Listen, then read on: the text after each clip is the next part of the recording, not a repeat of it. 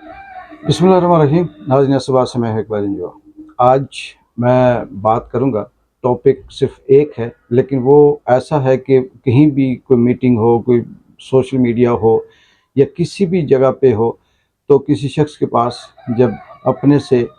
तगड़े के लिए जवाब नहीं होता, जब किसी के पास उसके जो खिलाफ बात होती है दलील नहीं होती, जब किसी के पास मौक़िफ़ नहीं होता, तो वो एक छोटा सा मिसरा है, वो उस मिसरे को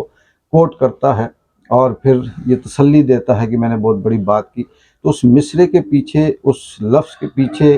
हकीकत क्या है, मैं वो आज आपसे बात करूँगा। उस बात को करने से पहले मैं ये बताना चाहूँ कि पिछले दिनों हमारे एक वज़ीर हुकूमत थे, उनका एक जगह पे कहीं प्रोग्राम था। तो उस प्रोग्राम में भी वो ये बात करते-करते, क्योंकि जब उनकी कारकर्दगी पे बात आ रही थी, जब उनकी सारी ज़िंदगी की सियासत की जो निचोड़ था उस पे बात आ रही थी, अवाम बेबस थे, अवाम इलाका बेबस थे, वो बाहर निकले, उन्होंने मुतालबात किए और वो बात करना शुरू हुए। तो उसके जवाब में जब वज़ीर हुकूमत के पास कोई ऐसी दलील या ऐसा सच नहीं था, उनका तो वतीरा ही यही है कि वो हमेशा जब भी बात करते हैं तो कभी वो ज़ात पात पे बात करते हैं, कभी बरादरी पे बात करते हैं, कभी किसी के नस्ल पे बात करते हैं, कभी किसी के नॉलेज पे बात करते हैं। उनके ख़्याल में ये है कि वो अक़ल कुल भी हैं और सब कुछ वही हैं, लेकिन वो अपनी आवाम को दलील से, अच्छे तरीके से, अच्छी बात से समझाने में पहले भी नाकाम थे और अब भी नाकाम हैं। और वो एंड पे ये कहते हैं, बात करते हुए, कि जिनको बीवी दूसरी दफ़ा सालन नहीं देती वो यहाँ आकर बात करते हैं, या बहुत से लोग ऐसे कहते हैं कि जिनको बीवी दूसरी दफ़ा सालन नहीं देती तो वो हमारे सामने फ़लसफ़े झाड़ते हैं, या जिनको बीवी दूसरी दफ़ा सालन नहीं देती तो वो आकर हमारे सामने मुतालबात करते हैं। चाहे वो वज़ीर हुकूमत हों या आम सोशल मीडिया का आदमी हो, सियासी वर्कर हो, समाजी हो, मैं उनको एक बात बताना चाहता हूँ कि आप तारीख़ उठाकर देख लें, तारीख़ को खंगाल लें, तो आपको ये हकीकत मिलेगी कि बीवी दूसरी दफ़ा सालन किसको नहीं देती, वो कौन सा शख्स होता है। क्या वो नालायक होता है, नाअहल होता है, निकम्मा होता है, या वो जाहिल होता है, या फिर वो किसी नज़रिए का मालिक होता है, उसका कोई मिशन होता है, उसकी जद्दोजहद होती है, या वो होता है। तो तारीख़ में जब हम देखते हैं, तो अगर हम गालिब को पढ़ें, मिर्ज़ा गालिब को, उसकी जो ज़ाती ज़िंदगी है, तो बहुत से ऐसी दफ़ा हमने ये पढ़ा भी है, सुना भी है, और कई जगहों पे ये बात कोट भी हुई है कि मिर्ज़ा गालिब को बीवी अपने घर भी नहीं जाने देती थी। वो ये कहती थी कि जाओ जाकर अपने शेर व शायरी से ही काम चलाओ और सब कुछ वही करो, क्योंकि जो मिर्ज़ा गालिब था, उनका जो नज़रिया था, उनकी जो सोच थी, वो एहसास थी, और वो अपनी आवाम के हवाले से दर्द रखते थे, सोचते थे, लिखते थे।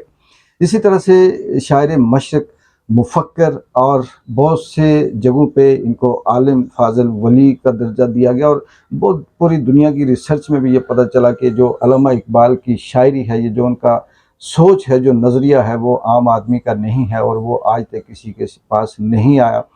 तो अल्लामा इक़बाल जो शायर मशरक़ थे, बहुत बड़े थे, उनकी भी जब हम ज़ाती ज़िंदगी पढ़ते हैं तो ये सुनने में आता है कि बीवी बहुत दफ़ा उनसे नाराज़ भी रही है, और उनका थोड़ा सा रिस्पेक्ट लेवल ज़्यादा है, इसलिए हम उस तरह से बात नहीं करते। लेकिन उनकी नाराज़गी और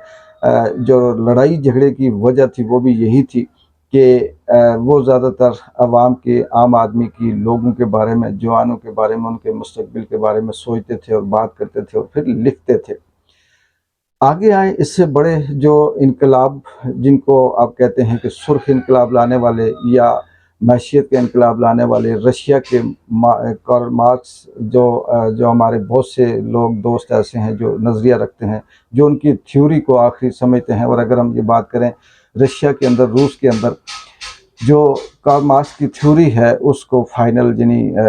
सहीफ़े के तौर पर उसे इस्तेमाल किया जाता है, या उसी पे वो सारे कायम हैं। लेकिन मैंने ख़ुद ज़ाती तौर पर भी ये कहीं पढ़ा था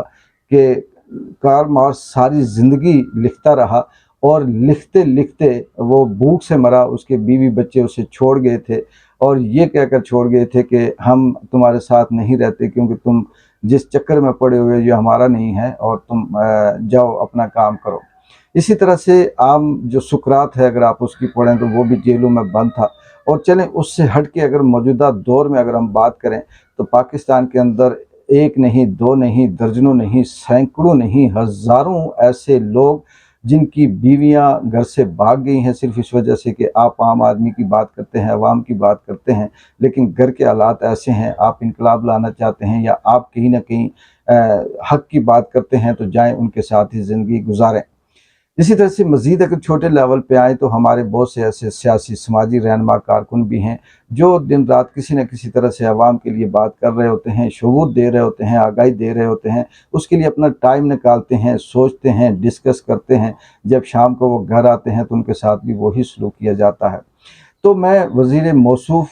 को भी ये बात कहना चाहता हूँ और आम आदमी से बात कहना चाहता हूँ कि सरकार, बात ये नहीं कि जिसको बीवी दूसरी दफ़ा सालन ना दे वो नालायक होता है। असल में वही इनकलाबी होता है, वही दानिश्वर होता है, वही मुफक्कर होता है, वही राइटर होता है, वही अवाम का नुमाइंदा होता है, वही अवाम की बात को सोचता है और वही हक़ और सच की बात पे दिन रात एक करता है। और फिर वो जो आम आदमी की बात होती है, जुर्रत से, हिम्मत से अपने घर के अंदर फाके बर्दाश्त करता है, बीवी बच्चों की झिड़कें सुनता है, वो दोस्त रिश्तेदार और वालदैन की या अपने जो हल्का अहबाब होता है उनसे कट जाता है, लेकिन वो इस बात पर रहता है। तो इसका मतलब ये नहीं है कि बीवी जिसको दूसरी दफ़ा सालन ना दे तो वो कोई आपकी तरह नालायक होता है। वो असल में उसे दुनिया की परवाह नहीं होती, वो ज़ाती मुफाद परस्त होता है। उसके ज़हन में ये होता है कि जो कुछ है वो उसी का है, बाकी जाए भाड़ में। अगर वो पेट भर के खा ले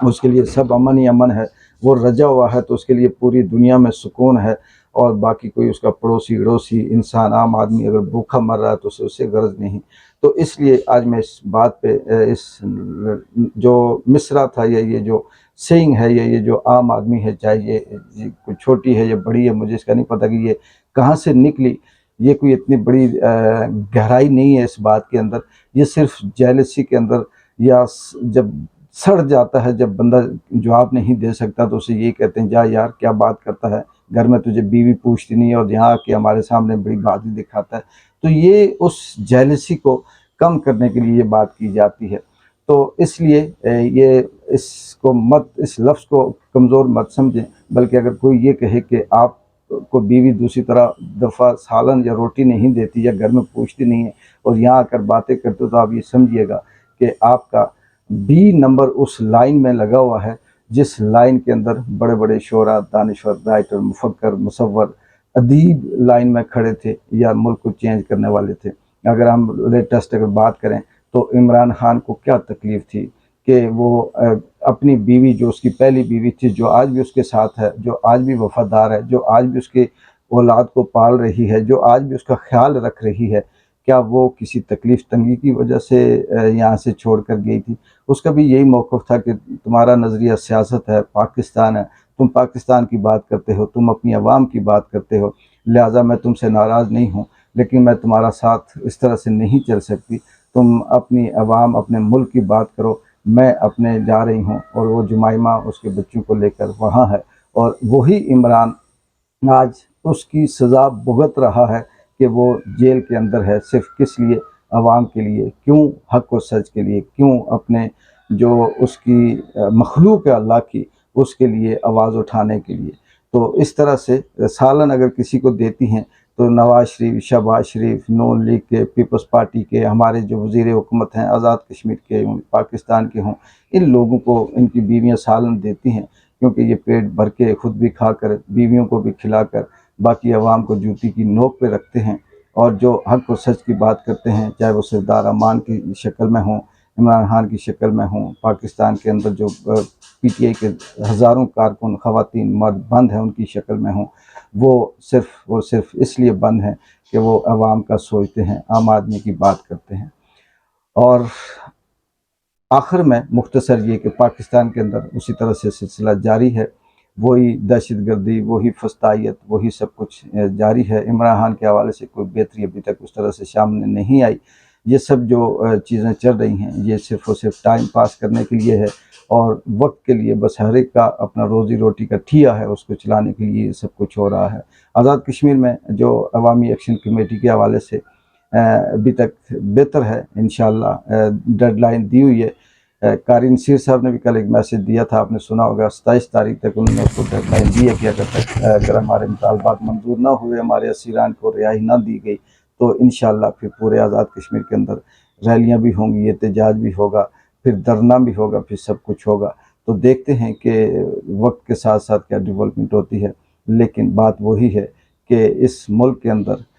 اسلامی جمہوریہ پاکستان اور جسے یہ آزاد کشمیر کہتے ہیں، ان کے اندر نہ جمہوریت ہے، نہ قانون ہے، نہ آئین ہے، نہ انسانیت ہے، نہ ہمدردی ہے، نہ بھائی چارہ ہے۔ یہاں پہ جنگل ہی جنگل ہے، یہاں پہ جیل ہی جیل ہے، یہاں پہ ظلم ہی ظلم ہے، اور جو کوئی زندہ ہے وہ صرف اور صرف کسی معجزے سے کم نہیں اس کی زندگی یہاں جینا۔ اور یہاں اخلاقی گراوٹ اس حد تک ہے کہ ہر ایک شخص نے اپنے نام کو بھی مذہب بنا رکھا ہے، اپنی ذات پات کو بھی مذہب بنا رکھا ہے، اپنے علاقے کو بھی مذہب بنا رکھا ہے، اور اپنی شخصیت کو بھی مذہب بنا رکھا ہے۔ کوئی انگلی اٹھاتا ہے تو وہ اس پہ فتوے لگا کر اسے قتل کرنے کی دھمکی دیتا ہے، اور پھر یہ کہتے ہیں کہ ہم اسلامی ہیں اور ہم حضور صلی اللہ علیہ وسلم کی سنت پہ عمل کرتے ہیں۔ ایک بار جن کو اجازت دیں، اللہ حافظ۔